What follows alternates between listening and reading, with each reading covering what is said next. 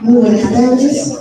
Reciban ustedes una cordial bienvenida a nombre de la Academia Nacional de Historia del Ecuador, capítulo Guayaquil, y del Archivo Histórico del Guayas.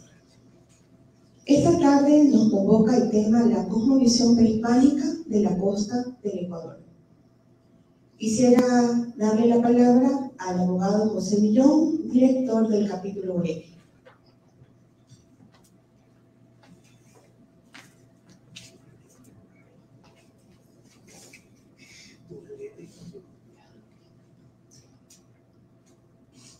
Buenas tardes, licenciada Elia María Torres, directora del Archivo Histórico del Guaya, compañeros de la Academia Nacional de Historia del Ecuador, capítulo Guayaquil, amigos e invitados especiales.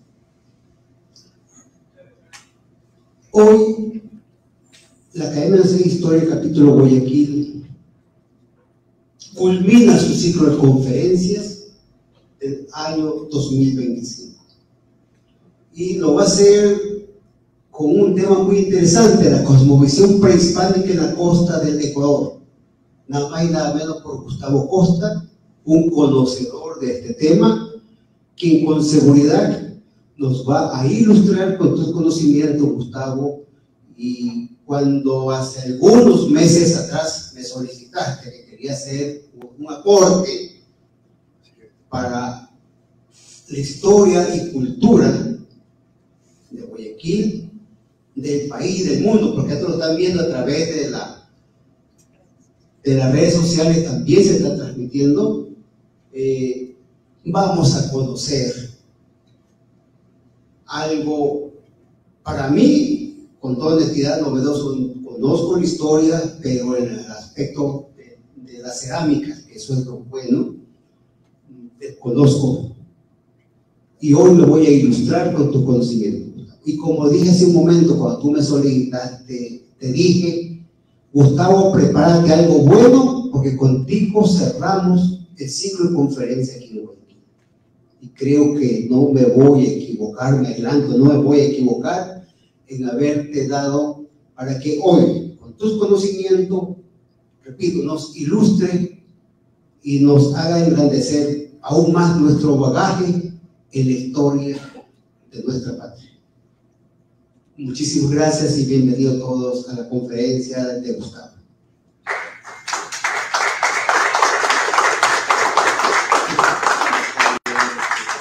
Para el Archivo Histórico del Guayas también es un honor haber compartido durante este año el espacio con los académicos, los miembros de la Academia de Historia, el capítulo Guayaquil. No había mejor forma que fusionar el laboratorio de ustedes como historiadores, que es el espacio ideal, y pues que nos nutran con sus conocimientos a través de las conferencias.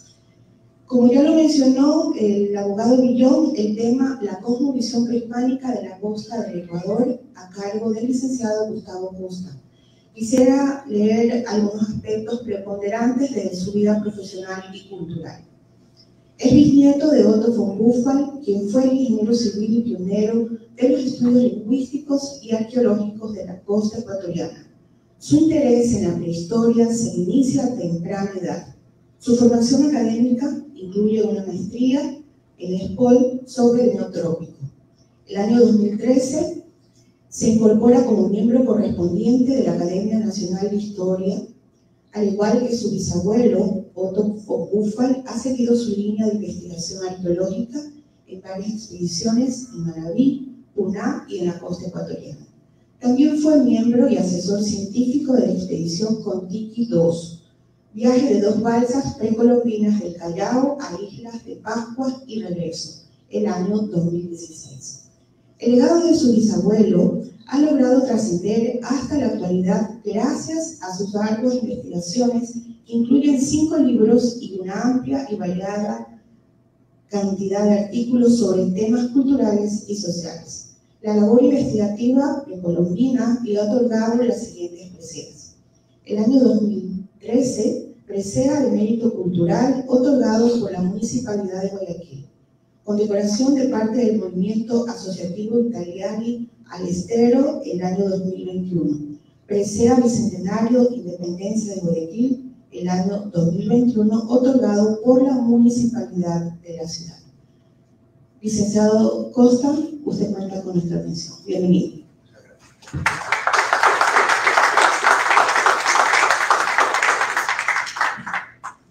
Aló. Muy buenas tardes.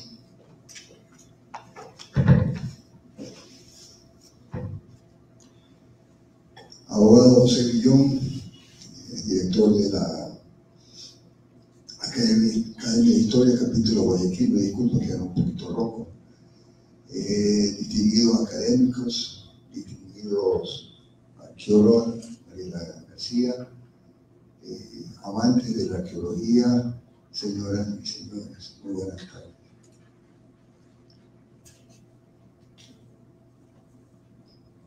Las disciplinas humanísticas o las, regrese esa no, o las ciencias sociales, llámese usted la historia, la religión, la música, el arte, siempre buscan algo. Y lo que buscan en realidad es el conocimiento humano. ¿Para qué? Por esta vía llegar al pensamiento, llegar a las formas de producción y las relaciones sociales que puede tener una sociedad.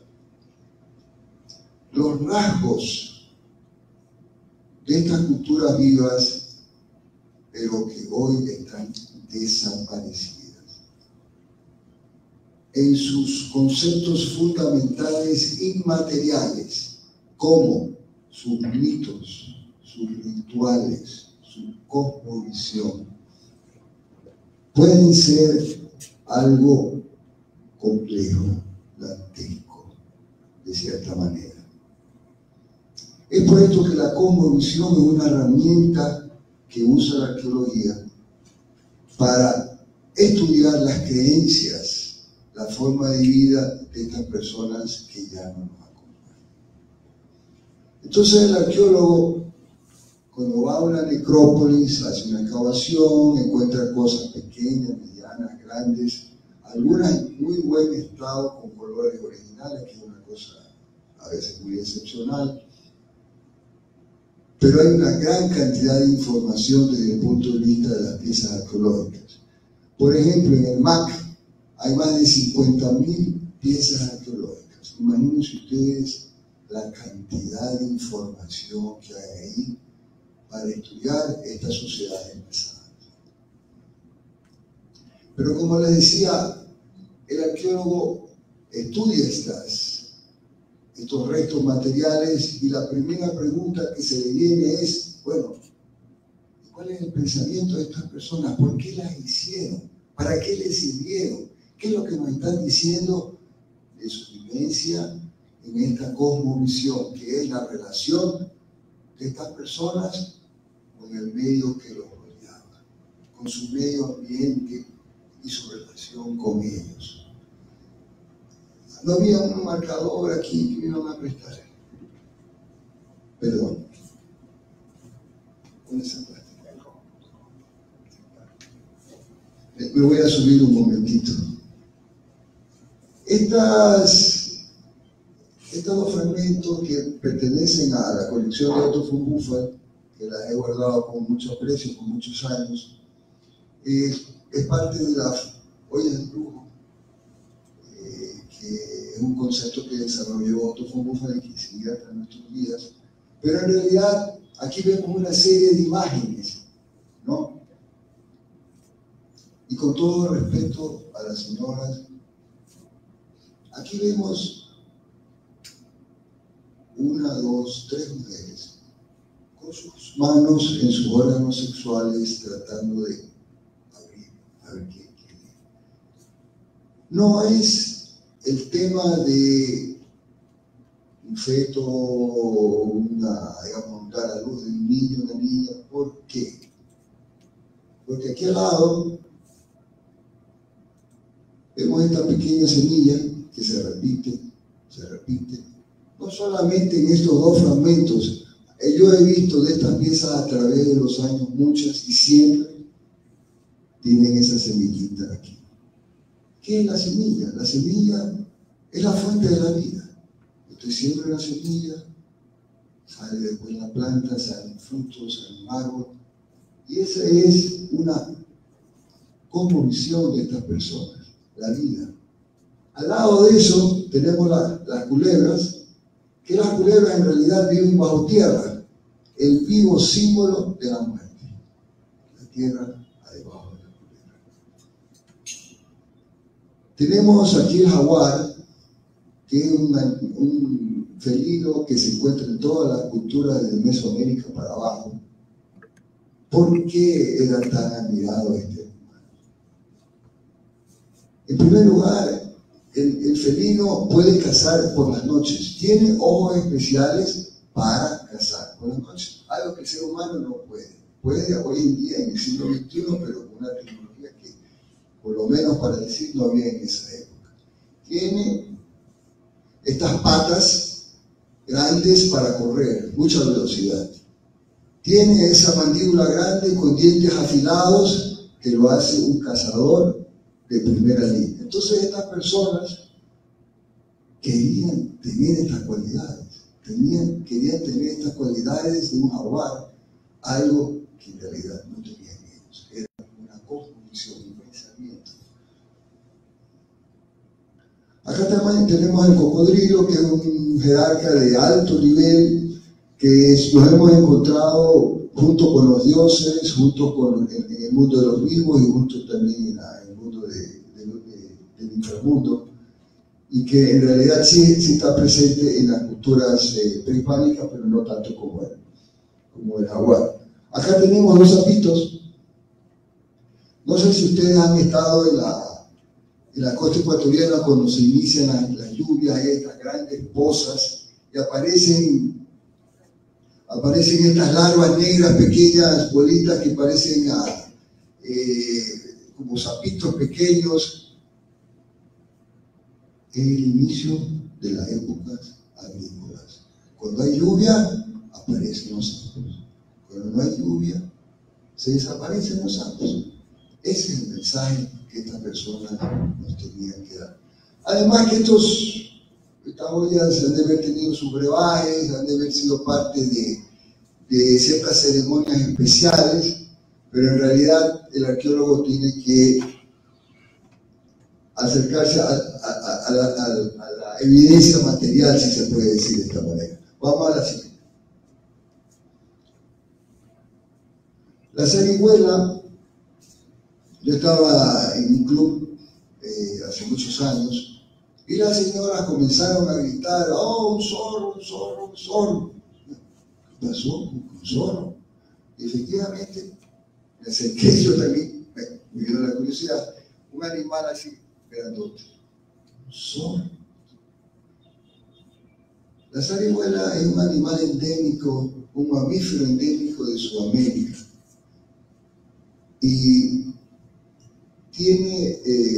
no tiene nada que ver con las ratas, porque el nombre de zorro no tiene nada que ver con el mamífero endémico de Sudamérica, pero es muy respetado en el mundo prehispánico, no solamente porque era muy astuto y a veces hace el show de que está muerto, pero en realidad no está muerto, sino que en la mitología se dice que había hambre en estos pueblos y que finalmente las zarigüelas se fueron al mundo de los dioses y trajeron el maíz.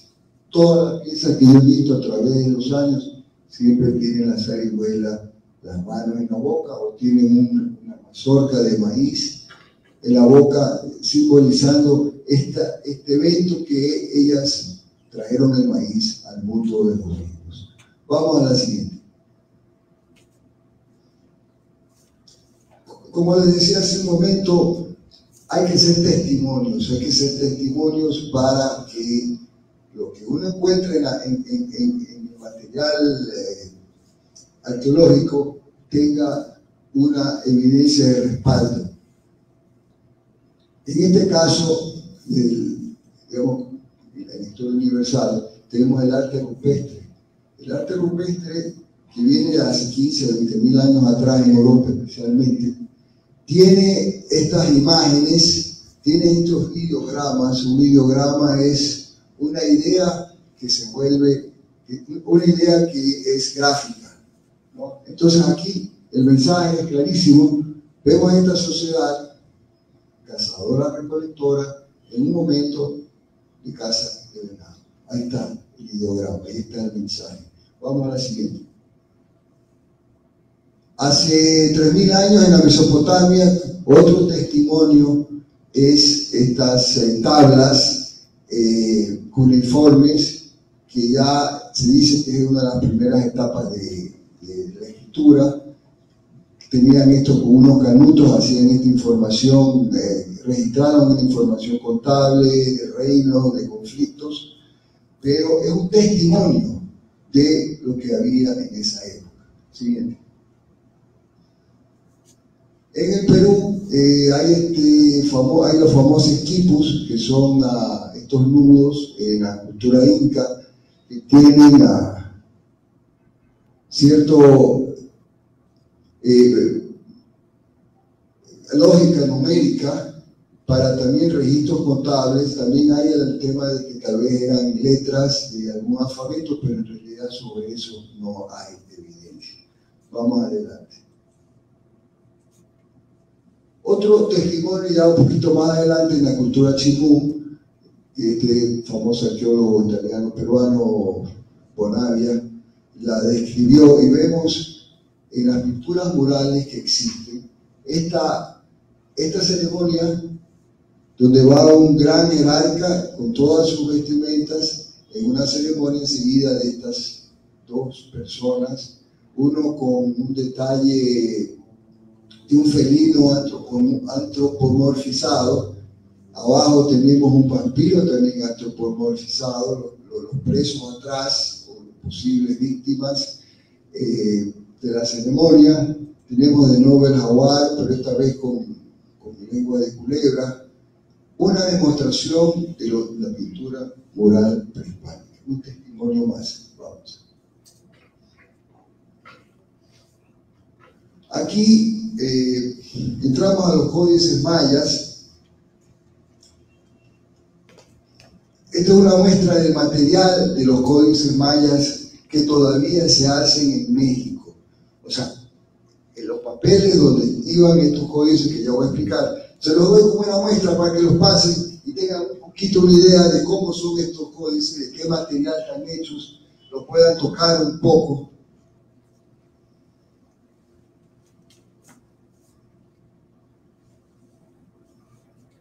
Estos códices mayas, más adelante hay un video que hace una explicación más profunda, es una combinación de fonogramas, o sea, tienen sonido, es una combinación de ideogramas, porque hay varias imágenes, varias ideas, y es un pictograma, porque es un ideograma que representa una escritura.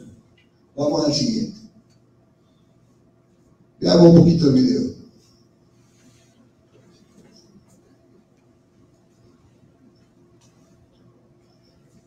No, el video. Esa es la siguiente.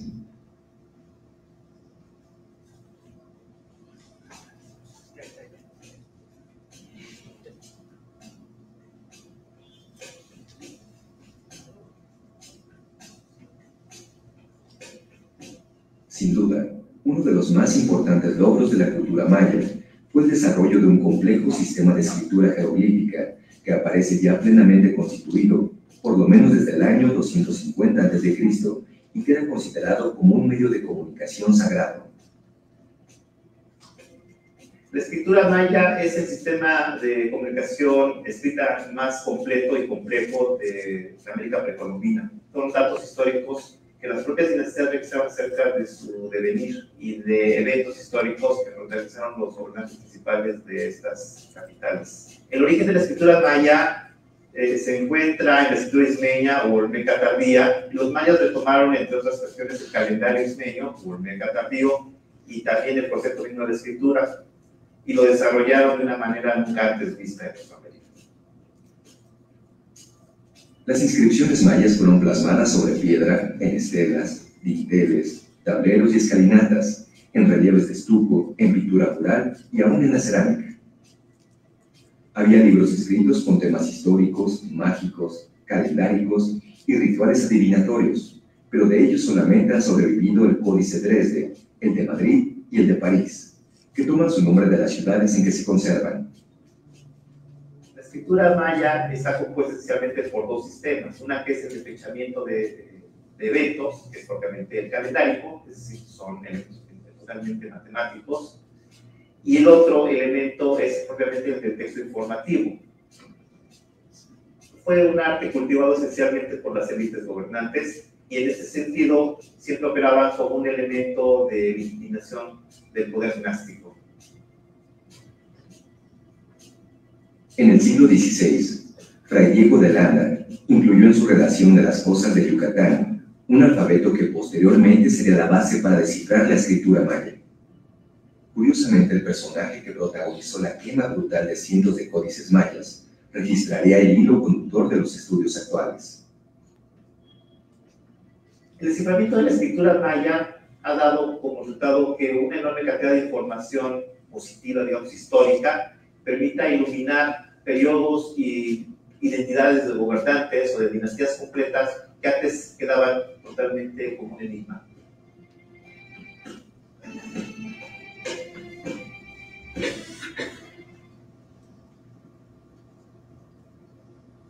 Vamos a la siguiente.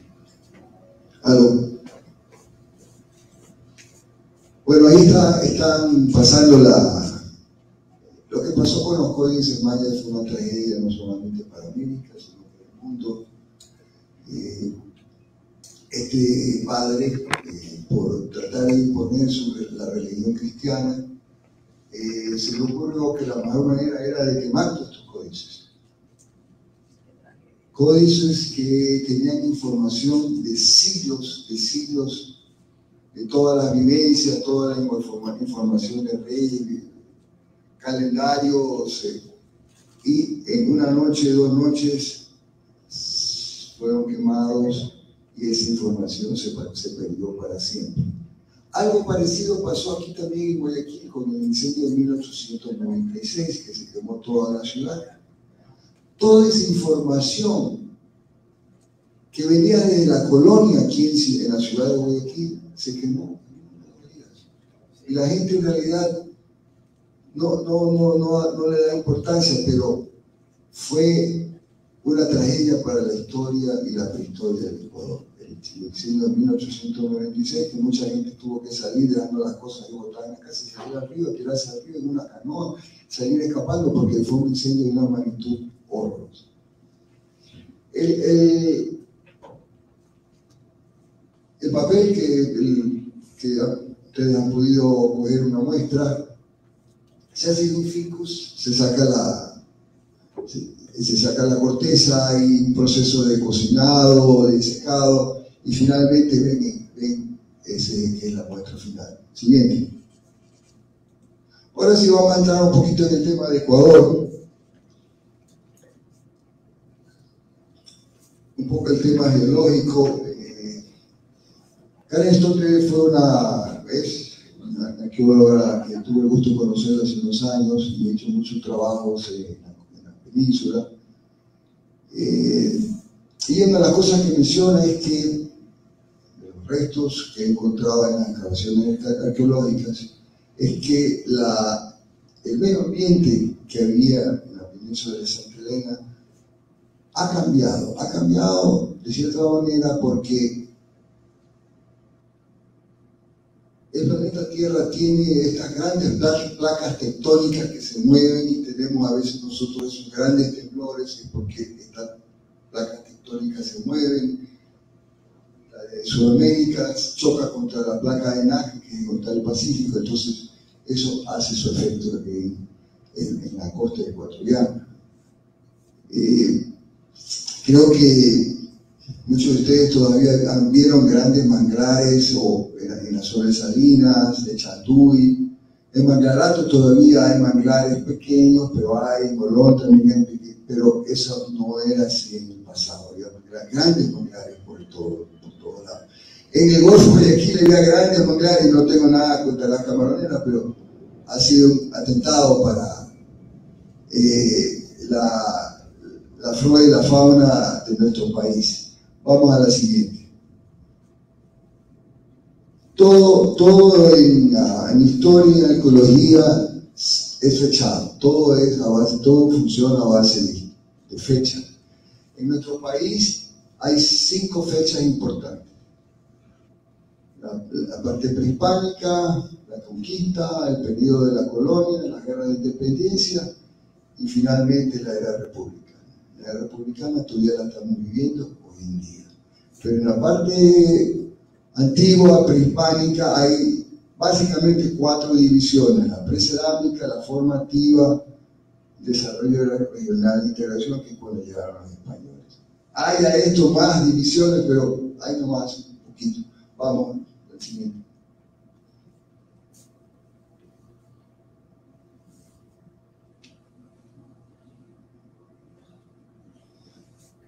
La primera cultura prehispánica aquí en el Ecuador es la cultura de Las Vegas. Se habla que existió 10.000 a 4.500 años antes de Cristo. No sé si alguno de ustedes ha tenido el tiempo de ir al Museo de los Amantes de Sumba en la península, que realmente vale la pena ir a visitarlo. Era una sociedad cazadora-recolectora, no tenían cerámica. Esto es como una cosmovisión de estas personas que tal vez fueron pareja en vida y quisieron ser pareja en la siguiente vida. Están las dos juntas en el mundo del más allá. Sigamos. Ya en la cultura Valdivia, las sociedades ya se vuelven más complejas, hay cerámica, ya hay una sociedad más tribal compleja, hay ya una élite que pues, puede ser religioso, religiosa, política, y más adelante ahí tenemos un mortero que habrá servido para preparar alguna alucinógena, alguna cosa. Ya se va complejizando la sociedad. 3.800 años antes de Cristo hasta 200 antes de Cristo. Vamos. Esto es uno de los íconos de la cultura Valdivia, la Venus de Valdivia. Normalmente se la encuentran rotas, normalmente. Y eso es uno de los temas que ha causado mucho interés en la parte de investigación. ¿Por qué siempre están rotos? ¿Por qué siempre en realidad se las han encontrado así? Enteras como esas, poquísimas. Pero una característica de ellos es el tema de los peinados, que varían de pieza a pieza. Se piensa que tal vez fue un culto a la fertilidad, o que cuando rompían la pieza pedían algo, pedían algún favor, salud, fertilidad, ¿no? Se considera que era un sistema matriarcal, pero la cosmovisión se expresa vía de estas piezas, que son un ícono dentro de la cultura precerámica del Ecuador. Ya para el periodo de desarrollo regional, 300 antes de Cristo, 800 antes después de Cristo, vemos estos personajes sobrenaturales, unas vestimentas de jaguares, ¿sí?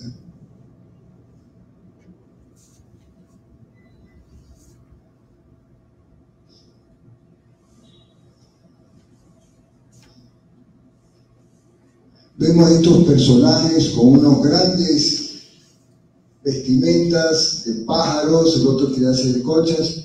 En realidad son representaciones de seres sobrenaturales. El poder político y el poder religioso se encontraban en una sola persona. Vamos. Aquí se repite esta forma de pensar. Vemos también aquí en el lado, vemos aquí en el lado derecho también un felino, pero es antropomorfizado, un gran vestimenta de tipo jaguar, pero en realidad es un hombre que la tenía puesta encima. Acá la culebra, que es el símbolo de la muerte, también representada a través de estos dos chamanes. Vamos. Según las crónicas españolas, había templos, había grandes templos. César de León, que era el secretario de Francisco Pizarro, habló de esto, donde iban estas personas a orar, a pedir favores, pedir salud. Había también sacrificios, pedir lluvias. Penosamente de esos restos hay muy poco, no se han encontrado en la costa ecuatoriana. Ya para el periodo de 800 años después de Cristo a 1532, que es el primer contacto con los españoles, se ve otra cosmovisión. Ya se ve un personaje sin estos grandes poderes naturales. Parece que el poder religioso y el político se han separado. Pásenme el otro indicativo. Estos íconos de la cultura prehispánica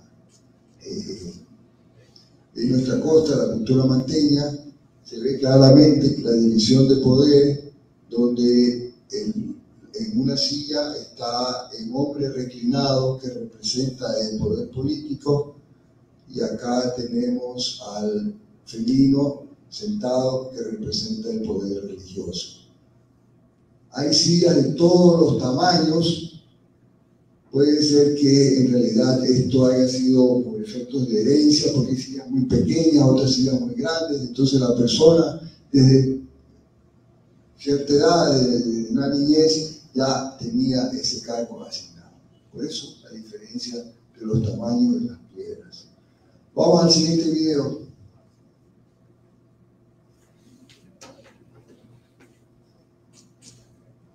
De toda índole, y que se remontan desde el formativo tardío hasta el de integración. En la postrimería de la centuria pasada, a través de proyectos de investigación realizados por la ESPOL, por el Instituto Nacional de Patrimonio Cultural, por el caso de estudio de impacto ambiental, se descubrieron nuevos asentamientos de esta sociedad. En la imagen observamos en círculos de diversos colores la densidad de los asentamientos prehispánicos reportados hasta el presente en los 4 cuadrantes de la ciudad, tanto al interior como al exterior del límite urbano vigente representado en trazo rojo. Para efectos de esta presentación hemos considerado solamente un área de influencia directa de 3 kilómetros alrededor del límite urbano representado por el trazo amarillo. Gran parte de los asentamientos tardíos estaban ubicados en los cuadrantes noroeste, noreste y suroeste, siendo los cuadrantes noroeste y noreste los que en su totalidad exhibieron el viejo chón, mientras que en el cuadrante suroeste se encontraron asentamientos huancahuicas y chón, en una especie de frontera permeable. Se descubrieron 2 rasgos culturales que estaban circunscritos a un área específica entre Milagro y Quevedo. Se registraban 222 asentamientos en el perímetro urbano, 74 asentamientos en el área de influencia, la mayoría con filiación chón. Podemos apreciar en círculos amarillos los sitios arqueológicos reportados por Estrada, Huerta, Ceballos y demás en la ciudad. Entre estos sitios estaban ubicados en Tierras Libres, Estero Cubina, Estero Las Casitas, Guayaquil Country Club, Casa de la Cultura Núcleo del Guayas, Piscina Olímpica, Cerrito Mapacín, de la Tarazana, kilómetro 4,5, Vía Laura, entre otros.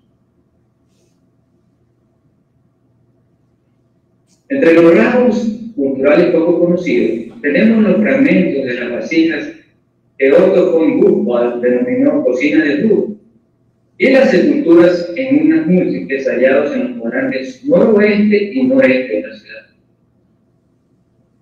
Imágenes de los 2 rasgos culturales hallados en otros asentamientos, pero presentes en Guayaquil y su periferia.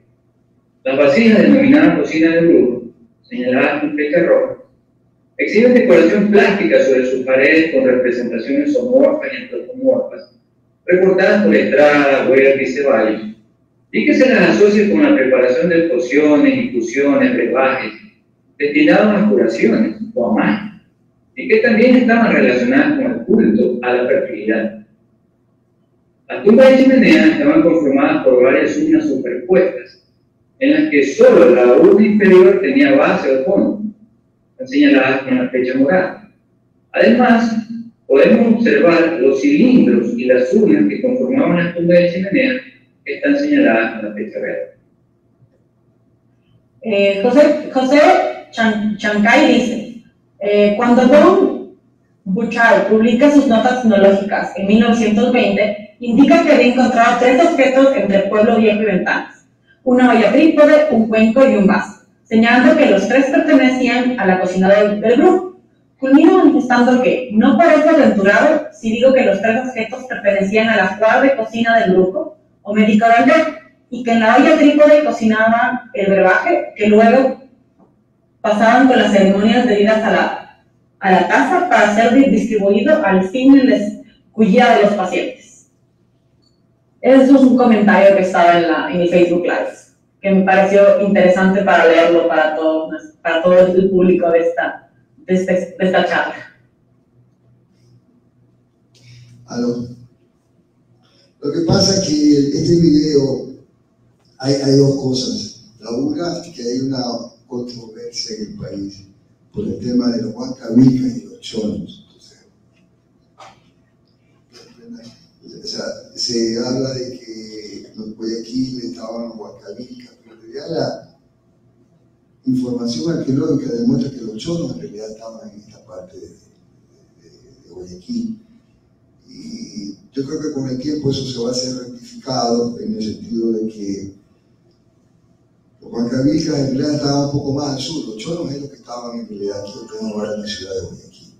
También hablo un poco sobre el tema de la olla de brujo, que es un concepto que ha perdurado a través de las décadas, que pues, Otto von Buchwald fue el que inició esta temática y que existe hoy en día. En ese congreso se habló sobre el tema. En todo caso, me dio mucha felicidad hablar sobre el tema. Siempre, a manera de conclusión, en el mundo prehispánico siempre hay estos 3 mundos: el mundo de los dioses, el mundo de los vivos y el cóndor, y el inframundo, el mundo de los muertos. Estas representaciones de cosmovisión las podemos ver en varias representaciones, ya sean en ideogramas, pinturas murales, pictogramas, glifos, elementos iconográficos y las mismas piezas arqueológicas que tienen un mensaje. Si las sociedades precolombinas eran o no eran ágrafas, o sea, si tenían o no tenían escritura, pienso que no eran ágrafas, porque la información que hay ahí demuestra lo contrario. Esa es una opinión muy personal. Ojalá que se siga investigando el tema y finalmente algún día se pueda resolver, como por ejemplo los quipus de los incas. Hubieron muchísimos logros sociales y culturales en la época prehispánica que la gente no lo conoce, y ojalá que en el futuro poco a poco se vayan conociendo estos grandes avances. En mi opinión, los españoles hicieron un mal negocio con la cultura prehispánica. ¿Por qué? Ellos cogieron al Inca preso y le dijeron: vea, señor, usted me llena un cuarto de oro, un cuarto de plata y un cuarto de bronce. ¿Qué pasó? Lo traicionaron, a pesar que él entregó el rescate, y finalmente lo mataron. ¿Qué hubiera pasado si no mataban al Inca y le hubieran dicho: ¿sabe qué, señor Atahualpa? Yo quiero todos los años un cuarto de oro, un cuarto de plata, un cuarto de bronce? Tal vez se hubieran hecho 10 veces, 30 veces más ricos los españoles, pero con la muerte del Inca se acabó esa sociedad. Pero también se acabó la riqueza. Entonces eso fue una cosa, desde mi punto de vista, que fue un gran error. un gran error. Hubieran sido 10 veces más ricos y hubieran tenido al Inca vivo por mucho tiempo y hubieran recibido todos los años esa tremenda riqueza. En todo caso, espero espero que les haya gustado esta pequeña conferencia, los haya ayudado un poco a conocer el tema prehispánico, el tema de la cosmovisión, el tema de que sí hubo escritura, como lo bien dijo el señor del video, y ojalá en el futuro los pueda ver una vez más aquí conmigo. Gracias, buenas tardes.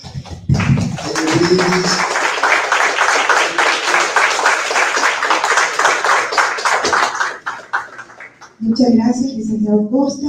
Este es el momento en el que usted como público puede participar. ¿Tiene preguntas, por favor, para el licenciado?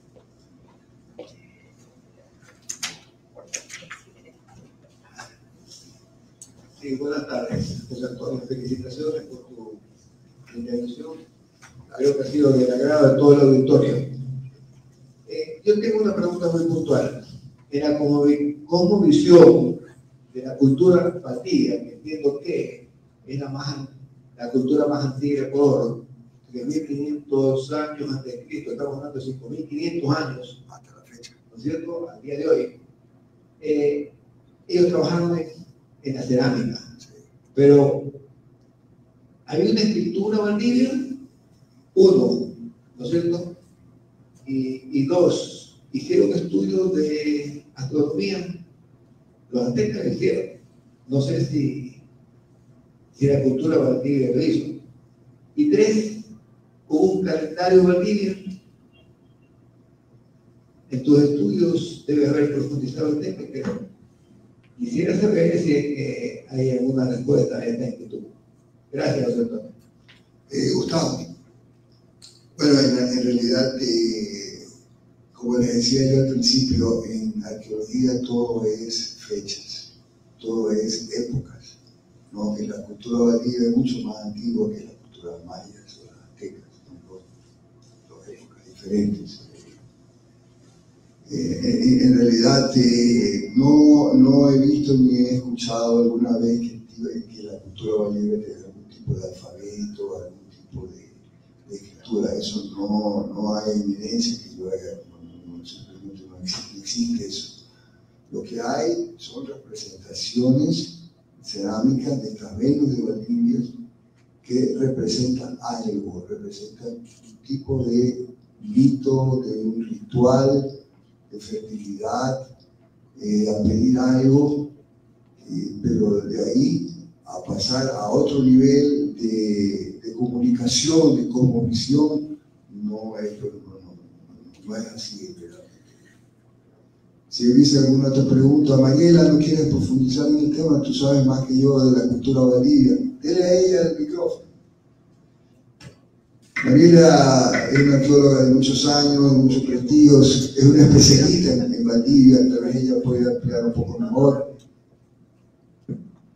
Tranquilo, no. Desde mi punto de vista, en estudios que hemos realizado, el tema de los amantes de Zumba, que nosotros lo tratamos no como una pareja que se hizo y se coló, sino como justamente el intercambio que hay de personas, de jóvenes, antes de iniciar el asentamiento. O sea, en Vegas estamos viendo el tránsito de lo transhumante al sedentarismo. Para eso hay también evidencias de ciertos rasgos endogámicos, minas de dientes, ciertas deformaciones. Entonces parece que empiezan a tener ya a hacer la exogamia y hacen pactos con otros clanes diciendo yo te doy un joven y tú me das una joven. Entonces esos pactos son las ofrendas que después se hacen de diferentes sacrificios. Bueno, los sacrificios humanos y de animales y son de piedras también se hacen los incas, o sea, realmente eso no es novedad, pero parece ser que de esa manera se sella un sacrificio humano al pacto de clanes para eso de ahí.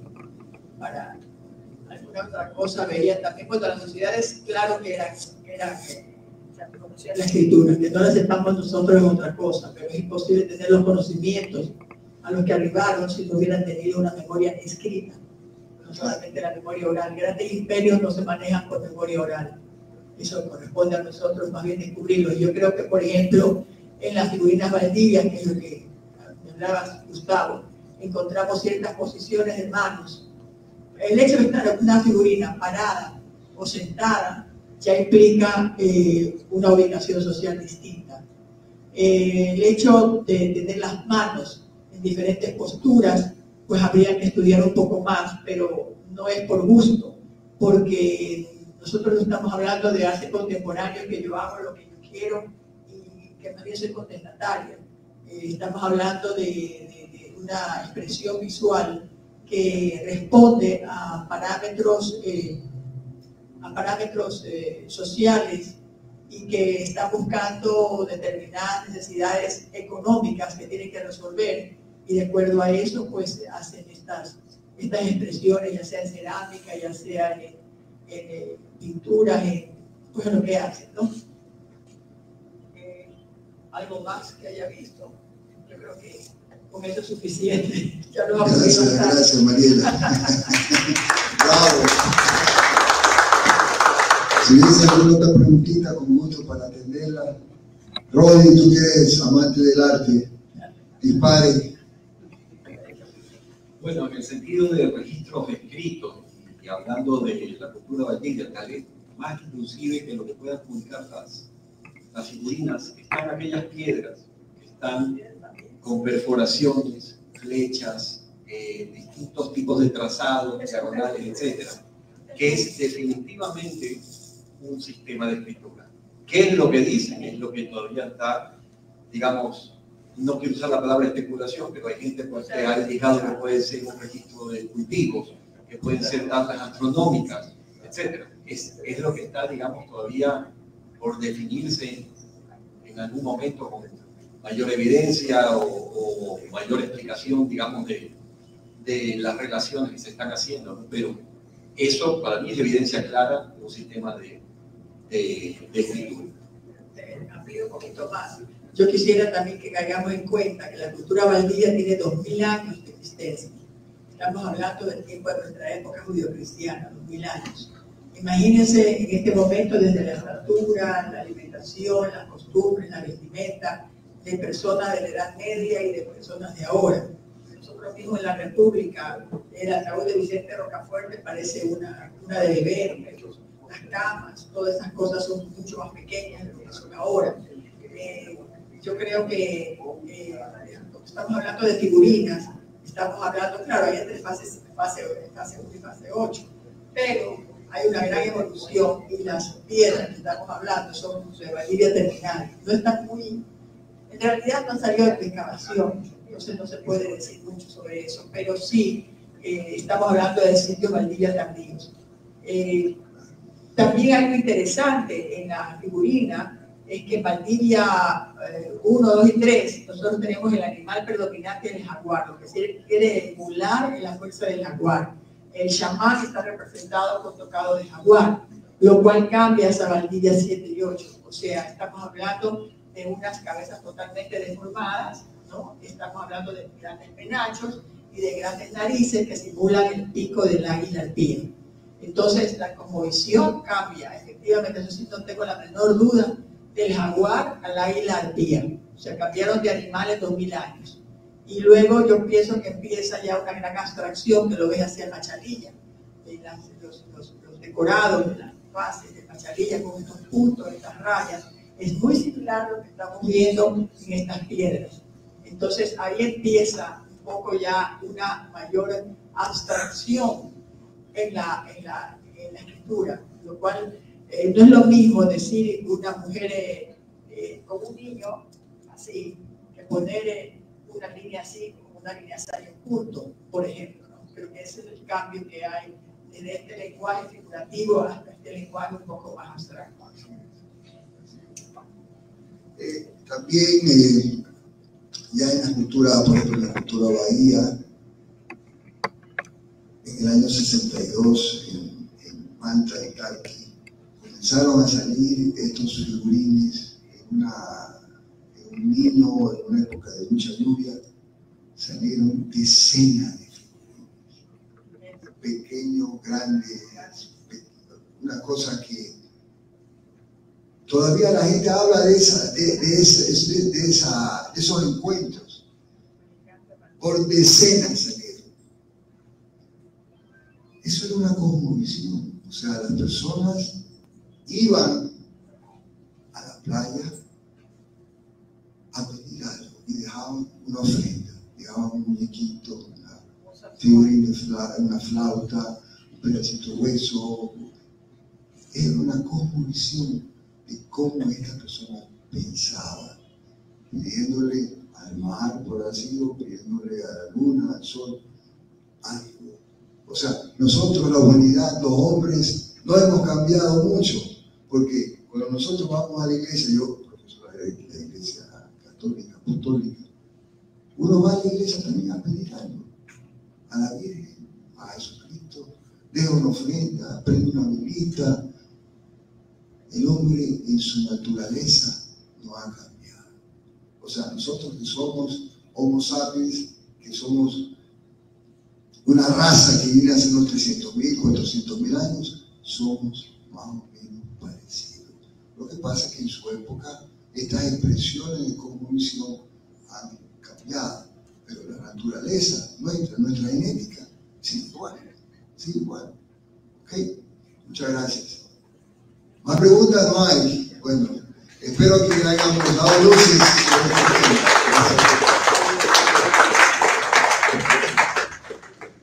El pergamino ese, por ahí está. Excelente. Ya. La disertación del licenciado Costa. Y con esto pues se cierra el ciclo de conferencias de la Academia de Historia capítulo Guayaquil. Quiero llamar al licenciado Germán Arteta, miembro de la Academia y del capítulo, miembro del directorio, quien hará la entrega de un reconocimiento que dice lo siguiente. La Academia Nacional de Historia del Ecuador, capítulo Guayaquil, otorga el presente reconocimiento al licenciado Gustavo Costa von Buchwald por su participación en la conferencia La Cosmovisión Prehispánica en la costa del Ecuador. Santiago de Guayaquil, 25 de noviembre de 2025. Firma, abogado José Vilón Torres, director, licenciado Germán Arteta Vargas, subdirector, y doctor Magno Mario Barreto, secretario. Muchas gracias. Éxitos. Al centro, por favor, para la foto.